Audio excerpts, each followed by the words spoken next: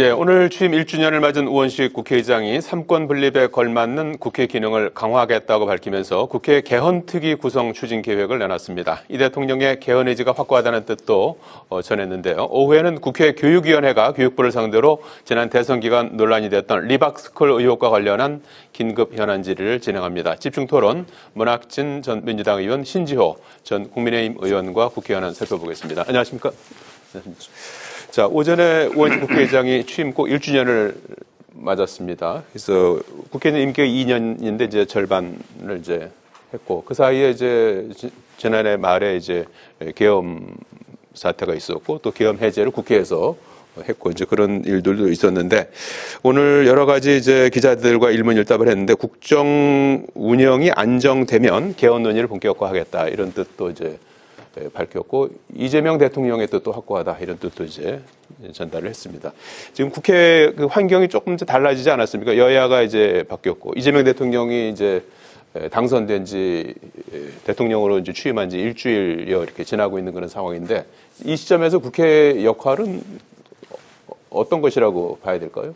오늘 우원식 의장이 취임 1주년 간담회죠. 예. 개헌 얘기를 아마 방점을 찍어서 한 것 같아요. 근데 이 개헌 그 시도가 그동안에 우리 지금 87년 헌법 아닙니까? 1987년. 예. 그게 지금 벌써 몇 년이에요? 13에다가 25, 만 38년 된 헌법이잖아요. 그래서 국내외 여러 가지 상황 이런 것들 정치 환경 많이 변했기 때문에 만 38년 된 헌법은 이제 고쳐야 한다가 되게 이제 합의된 그런 의견들인 것 같은데, 그동안에 여러 차례 하여튼 시도를 했는데 이게 꼭지를 못 땄잖아요. 네. 못 했잖아요. 이번 대선 전에도 여러 분이 개헌 이번에 대선을 통해서 반드시 이루어야 한다 주장했지만 또 이제 넘어갔는데, 네. 중요한 거는 이제 가장 중요한 건 대통령의 의지라고 봐요. 근데 이재명 대통령도 개헌에 대해서는 필요하다는 그런 언명을 한 바가 있고, 오늘 우 의장도 그렇게 대통령이 그런 생각을 가지고 있다. 그렇다면 정말 그 말뿐만이 아닌 상당수 국민이 지금 이 헌법은 현실에 좀 맞지 않는 부분들이 많다. 네. 그렇게 여론이 그렇게 형성이 되고 있기 때문에 의지를 가지고 대통령이 가장 앞장서야 될 거예요. 그렇게 해서 하면 그것도 임기 초반에 해야 되겠죠. 이게 또 시간이 지나면 또 이렇게 뒤로 밀쳐지고, 과거처럼 꼭지를 못 따고 그냥 넘어간다고요. 임기 초반에 강력한 의지를 가지고 개헌하기 바랍니다. 네. 임기 초반에 개헌. 네, 그렇게 해야 됩니다. 왜냐면요. 국정 운영 안정이라는 부분이 조금 걸림돌이 되지 않을까요? 저는 그것도 좀 묘한 여운을 남기는데, 네. 이렇습니다. 지금 문학진 의원님이 그 개헌 필요성에 대해서는 여야 할 것 없이 다들 동의했으나 꼭지 따는 사람이 없었다. 예. 근데 그게 뭐냐면, 이 대통령 선거 과정에서는 개헌을 하겠다고 공약으로 내걸고, 임기 초반에 하려고 하면은 이게 블랙홀이 되어갖고 다른 국정 이슈를 다 집어삼킨다. 글쎄요. 예. 그러니까 조금 안정된 다음에 하자. 항상 그랬어요. 항상 그랬는데, 근데 저는 그게 틀렸다라는 거예요. 왜냐하면은 대한민국은요, 이제 상당한 역량을 가진 나라입니다. 그러니까 지금 제일 중요한 게 민생 회복과 안정이라는 거는 저도 다 동의를 하지만, 네. 그걸 하기 위해서 개헌을 미루자? 이건 아니에요. 대한민국은 이미 그런 동시에 여러 가지 과제를 추진할 수 있는 그 능력과, 그거는 정부 역량도 마찬가지고 국회 역량도 마찬가지고 우리 사회, 시민사회, 국민들 역량도 마찬가지라고 생각합니다. 충분히 가능해요. 예. 그러니까 아까 우원식 의장도 저는 국정이 안정되는 걸 봐가서 안정된다는 기준이 뭡니까 도대체. 그러면 또 미뤄질 수가 있어서, 예. 저는 분명히 해야 될 게 내년 6월에 지방선거 있지 않습니까? 예. 그때 6월 지방선거 때 개헌 국민투표, 그 전에 국회에서 3분의 2 이상의 통과를 해야 되겠죠. 네. 그때 국민투표 지방선거 때 같이 붙인다. 투표용지 한 장만 더 찍으면 돼요. 비용도 절감되고 딱 그거를 정해놓고 움직여야 된다고 합니다. 네. 계기는 뭐 아무래도 뭐 내년 지방선거도 있고 그다음에 거기에 맞춰서 하는 총선이 게 또 있을 수도 괜찮겠죠. 있고 늦어지면 총선 때까지도 할 수도 있을 것 같기도 하고. 내년 지방선거가 이게 또 대통령 임기 초반이고 예. 그게 적절할 것 같아요. 예, 이름에 이를수록 좋고 병행할 수도 있다. 그런 개헌 논의는 병행할 수도 있다. 이제 이런 말씀을 해주셨는데 보도록 하겠습니다. 자, 어제 공포된 3대 특검법 얘기도 좀 해봐야 될 것 같은데 내란 특검법, 김건희 여사 특검법, 해병대원 특검법, 3대 특검법인데 이재명 정부의 이제 1호 법안이 됐습니다. 어제 심의 의결해서 공포까지 일사천리로 이렇게 진행이 됐고 실무적인 절차를 거치면 아마 7월 초부터는 이제 본격적인 수사에 착수할 것 같습니다. 그래서 구체적으로 이제 어떤 의혹들이 좀 더 좀 규명이 돼야 되고 또 이 특검이 또 성공하려면 어떠해야 되는지 좀 조언 좀 주신다면요. 이게 특검법이 이제 3개가 좀 통과된 거 아니에요? 예. 공표했죠, 대통령이. 예. 이 중에 뭐 다들 다 중요한 이 3가지가 다 중요한 거지만 아무래도 가장 중요한 거는 이 내란 특검법이라고 봐야 되겠죠. 그 검찰 뭐 공수처 뭐 여러 군데서 지금까지 이제 수사는 해왔는데 특검으로 간 이유는 사실은 그 국민 저변에 상당히 광범위하게 깔려 있는 현재의 그 검찰에 대한 불신 이것 때문에 이제 특검으로 갔다고 보는 거죠. 그래서 가장 중요하다고 볼 수 있는 이 내란 특검. 저는 여기 가장 중요한 게 다시는 정말 있어서는 안 될 일이죠. 지금 우리가 진짜 민주주의 한다고 하는 나라에서 그런 진짜 있어서는 안 될 일이 작년 12월 3일 날 벌어졌는데 이 특검을 통해서 말하자면 윤석열 씨 등 이 주동자들과 그다음에 그 조력자들 있잖아요. 이거 발본색원해야 된다고 생각해요. 다시는 이런 생각을 꿈도 못 꾸게 그렇게 해야 된다고 생각을 하고 그다음에 김건희 특검법도 굉장히 중요하죠. 이게 영부인 대통령 부인이 뭐 무슨 합법적 권한이 있어서 뭐 국정농단을 하고 무슨 뭐 인사에 개입하고 또 공천에 개입하고 뭐 이런 것들이 지금까지 그 수사 중에 많이 나왔잖아요. 그런데 이 김건희 씨 문제에 대해서는 지금까지 검찰이 이게 무슨 뭐 혐의가 없는 그런 그 결론을 내렸잖아요. 예. 그렇죠? 이거는 국민 다수가 정말 이게 의아해하는 거란 말이에요. 어떻게 그럴 수가 있는가?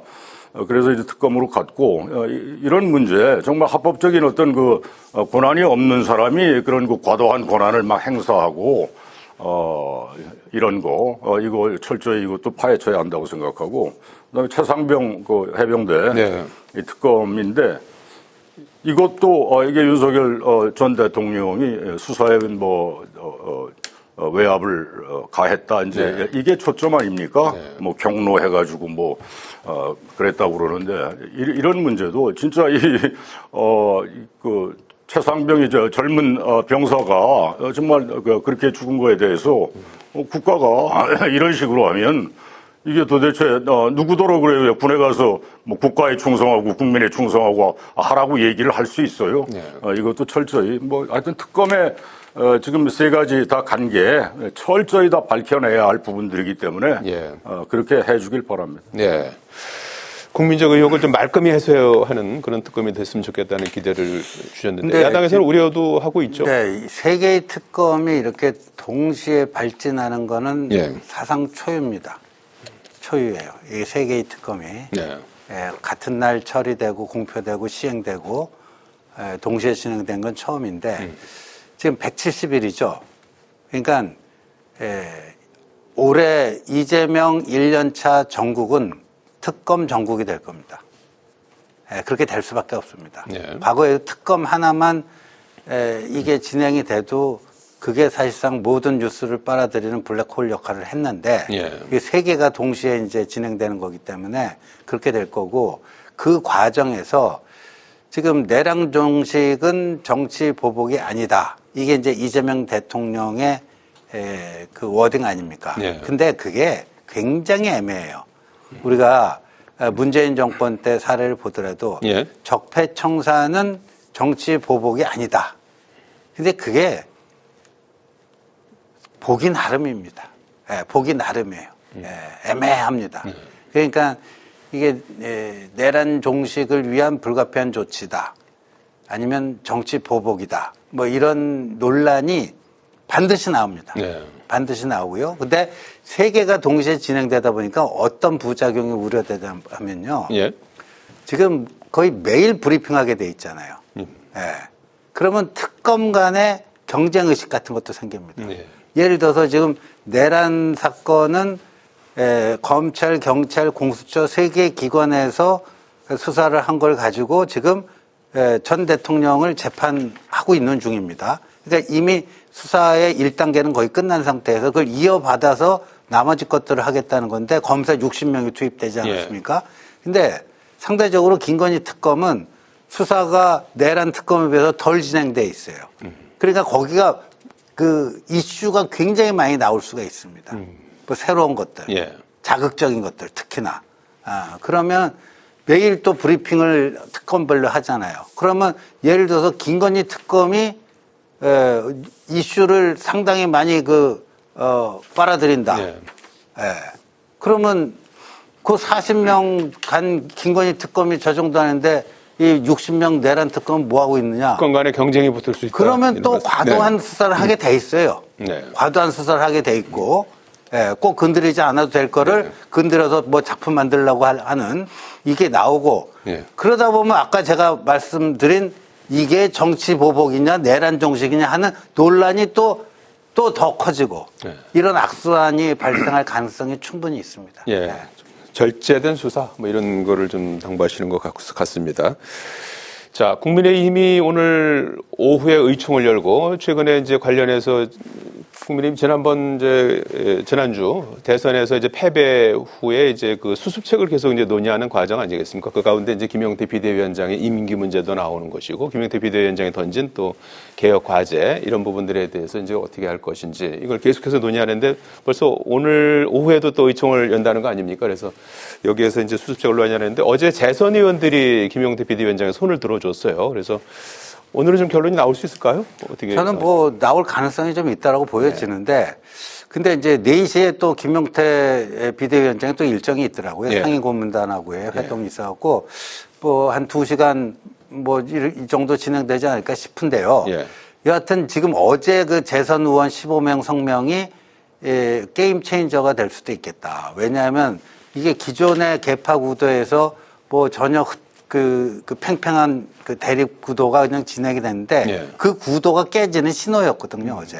그러니까 구친윤으로 분류되던 제가 봐서는 한 10명 정도의 재선 의원이 이제 쇄신의 물결에 동참하겠다. 이 선언을 한 거예요. 그러니까 이게 항상 그 당에서 큰 변화가 올 때 당내 최대 계파가 이렇게 분화가 됩니다. 과거 이명박 때 친이계에도 그런 경험을 했지만요. 항상 그렇습니다. 최대 계파가 이게 분화가 돼요. 어제 그게 이제 그 신호라고 봐요. 그리고 더 이상, 근데 지금 현역 국회의원들은 임기가 3년이나 남았잖아요. 그럼 자기가 친윤이라고 하는 딱지를 붙이고 계속 3년의 정치 생활, 또 그 이후에도 포부가 있을 텐데 그렇게 하고 싶겠습니까? 하고 싶더라도 그렇게 하면 살아남겠습니까? 안 되죠. 그러니까 변신을 도모한단 말이에요. 변신을 도모할 수밖에 없고 그런 움직임이 어제 구체화된 게 그 15명 성명이었다. 이렇게 보기 때문에 이 시간이 좀 걸릴지는 모르겠지만 지금 뭐 오늘 의총은 좀 취소된 것 같아요. 그렇습니까? 2시부터 하기로 했었는데 뭐 취소가 된 모양이네요. 그래서 아마 또 그 쇄신의 목소리는 커질 수밖에 없다. 그거는 거역할 수 없는 흐름으로 갈 거다 이렇게 봅니다. 결국 그러면 김용태 비대위원장이 제시했던 안대로 흘러갈 수. 그 5가지를 얘기했는데 5가지를 다 받을지는 모르겠지만 핵심적인 것들은 받을 거라고 봅니다. 결국은 관철이 되지 않을까. 전당대회 시기라든지. 조기 전당대회를 개최한다든가. 김용태 비대위원장의 임기 문제. 당론 무효화한다든가. 그다음에 그 후보 교체 당무감사한다든가. 몇 가지 것들은 5가지는 다 아니더라도 상당 부분 관철되지 않겠나 이렇게 보여집니다. 문학재 의원님은 국민의힘 상황 어떻게 보고 계십니까? 저는 그 국민의힘 지금 상황 대선 끝난 지 이제 딱 일주일 됐죠. 대선 기간에도 그랬고, 제가 뭐 이 자리에서 여러 차례 얘기를 했는데, 계엄, 탄핵, 윤석열, 이 벽을 넘지 못하면, 아마 6월 3일 선거 결과는 보나마나일 것이다. 제가 여러 차례 얘기를 한 바 있어요. 근데 그걸 제대로 못 보여줬거든요. 그래서 뭐, 그냥 뭐 예상대로, 뭐 이재명 후보 때 어디에 가서는가 왜 그런 얘기 했죠. 꼭 뭐 내가 잘 해야 되겠지만 상대가 이렇게 가만히 지켜보면 그냥 이렇게 자빠지더라. 상대 실수로 우리가 그냥 이렇게 먹을 수도 있다 뭐 하여튼 그런 취지의 말을 했었는데 이번 대선이 거의 그래 보여요. 뭐 흔히들 농반 진반으로 더불어민주당 이재명 후보의 손대본부장이 윤석열 아니었냐 이런 얘기들 많이 하잖아요. 그러니까 참 절묘해요. 작년 총선 때도 사실은 초반에는 더불어민주당 이 공천 문제 뭐 이런 거 얽혀가지고 썩 지지율이 안 좋았거든요. 그런데 참 절묘하게 당시 윤석열 대통령이 무슨 뭐 호주 대사 뭐 어디 이종섭인가요? 뭐 보내고 뭐 또 뭐 김건희 문제 뭐 이래가지고 판을 확 더불어민주당 압승 분위기로 몰아주었잖아요. 무슨 그래서 전생에 무슨 윤석열과 이재명이 무슨 뭐 특수한 관계 아니었나 우리끼리 그냥 농담삼아 그런 얘기를 해요. 근데 정말 이번 대선도 사실은 2년 후에 그냥 정상적이었으면 해야 할 선거 그러면 이재명 현 대통령의 그 사법 리스크가 사실은 어떻게 될지 모르는 판이었단 말이에요. 근데 작년 12월에 진짜 늦자구 없이 윤석열 씨가 또 계엄이라는 폭탄을 터뜨려서 선사했다고 카펫을 깔아줬어요. 그런데 이 대선 후에 지금 일주일 국힘 대선 기간도 그렇고 지금 보이는 모습이 정말 책임지는 자세를 보이는 당 지도부라든가 이게 잘 보이질 않아요. 이러면 뭐 김용태 비대위원장이 정말 쇄신 못하면 국민의힘 사라질 거다 뭐 이렇게 얘기를 했다고 그랬잖아요. 그 말은 참 정확한 말이에요. 그래서 정말 이 환골 탈퇴하지 않으면은 국힘의 미래는 뭐 거의 없을 것이다. 구체적으로 환골 탈퇴는 어떤 식으로 하는 게 좀 그러니까 좋을까요? 김용태 비대위원장이 5대 혁신 아닌가요? 뭐 내놨다면서요. 그런 것도 뭐 의총 등을 통해서 정말 지금 해야 하는 게 뭔가 국민 눈높이에 맞는 개혁안이 뭔가 이거를 집중 논의해서 그걸 확정하고 그걸 밀고 가야죠. 그러지 않으면 진짜 미래 없어요, 국민의힘. 일부에서는 근데 조금 전에 걸어오다가 국민의힘 당사 앞에 어떤 사람들인지는 잘 모르겠는데 국민의힘 해산하라고 이제 그런 피켓 들고 시위도 하고 그러던데 지금 상당수 국민이요 정말 국민의힘 너무한다 이런 정서라고요. 이거 진짜 바뀌지 않으면 어려울 것이다. 자, 국민의힘 상황까지 봤고요. 잠시 뒤 2시부터 국회에서 이주 교육부 장관은 이제 불참 의사를 밝혔고요. 교육위원회에서 리박스쿨 관련한 긴급 현안 질의가 진행될 예정입니다. 리박스쿨은 이번 대선에서 이제 보수 성향의 단체로 이렇게 알려져 있고 자체적으로 댓글 팀을 운영했다는 그런 의혹, 그 다음에 학생들 역사 교육에 극우 성향의 어떤 교육을 하는데 관여했다는 의혹 등등의 의혹이 제기된 상태인데 오늘 현안 질의에서 어떤 부분을 좀 집중 좀 추궁해야 된다고 보십니까?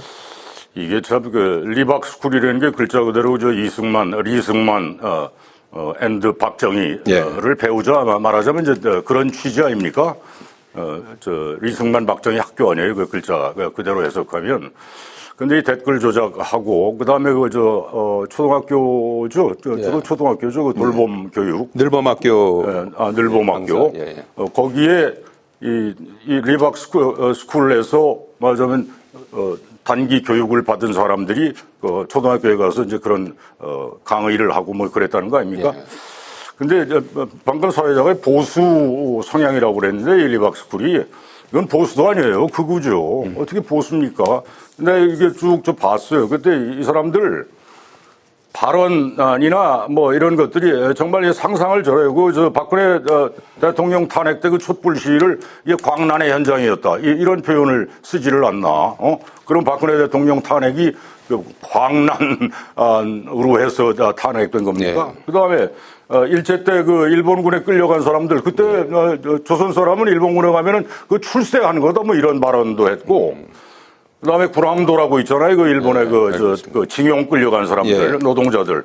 이건 뭐 명예로운 노비였다. 뭐 이런 그 말도 안 되는 주장을 하고. 그다음에 종군위안부. 정부가 인정한 이거 공창이었다. 그게 무슨 문제냐. 뭐 이런 식의 발언을 그냥 버젓이하고. 이거를 또 초등학교에 가서 이런 교육을 받은 사람들이 무슨 교육을 하고 댓글을 조작하고. 이거 철저히 파헤쳐서 법에 어긋났다거나 하는 거는 응징해야죠. 예, 신 의원님, 이건 어떻게 좀 어떤 부분을 좀 오늘 좀 따져야 됩니까? 아니, 그러니까 불법 댓글이 있었느냐 없었느냐. 있었다면 어떤 양태로 언제부터 언제까지 어느 정도 수준의 이런 것들이 있었고 그 후보들 각 후보별 누구를 어떻게 하기 위해서 누구에게 또 그 무슨 해가 되는 댓글을 뭐 악플을 달았는지 뭐 그런 것들이 실체적 진실 규명이 일단 중요하다고 봅니다. 예. 경찰에서도 지금 수사를 하고 수사 진행 중이니까요. 상황이고요. 저건 뭐 국회 어느 차원에서 정도 윤곽이 드러날 거라고 봅니다. 예, 오후 2시부터 교육위원회에서 진행될 예정입니다. 여기까지 듣겠습니다. 고맙습니다. 고맙습니다.